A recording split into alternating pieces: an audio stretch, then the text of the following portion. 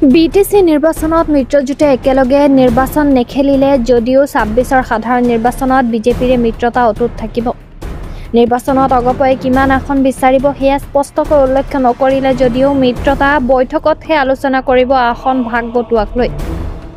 অগপৰ জিলাসমূহত হোৱা বিদ্ৰোহক অস্বীকাৰ কৰি এয়া জাগ্ৰত হৈছে বুলি মন্তব্য মন্ত্ৰীগৰাকীৰ। মুখ্যমন্ত্ৰী হিমন্ত বিশ্ব শৰ্মা ভয়াতুৰ নহয়। আহি থকা দিনত শিক্ষা পাব সাংসদ তথা কংগ্ৰেছৰ অসম প্ৰদেশৰ সভাপতি গৌৰৱ গগৈয়ে।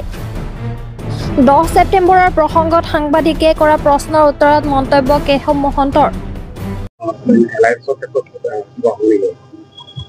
বিটিচিত আমি এলায়েন্স পাৰ্টিবিলাকে বন্ধুত্বপূৰ্ণভাৱে প্ৰতিদ্বন্দ্বিতা কৰিছো। তাত কোনো আমাৰ মাজত ইয়াৰ লৈ পেলাই কোনো অসুবিধা হোৱা নাই।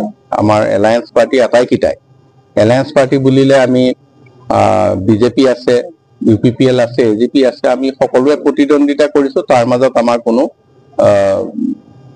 বিৰোধ অৱস্থা তাত নাই।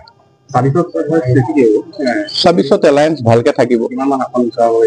সেইটো কথাটো মই সাংবাদিকৰ আগত কোৱাৰ আগতে মিত্ৰজোঁটৰ মজিয়াতহে ক'ব লাগিব।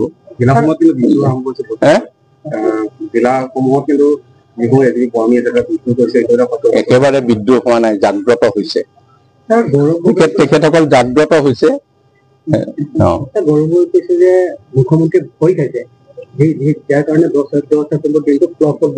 ডক্টৰ হিমন্ত বিশ্ব শৰ্মা ভয় খোৱা মানুহ নহয়। অসমৰ প্ৰত্যেকজন মানুহে জানে তেওঁৰ সাহসিকতা পৰিচয়টো কেইদিনমানৰ পিছত গম পাব।